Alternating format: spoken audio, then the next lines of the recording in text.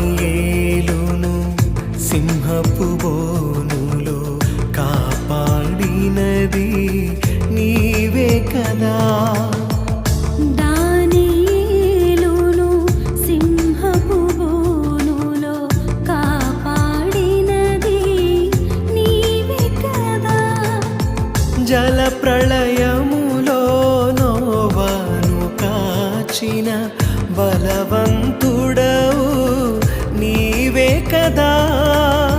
జల ప్రళయములో నోవాను కాచిన బలవంతుడవు నీవే కదా.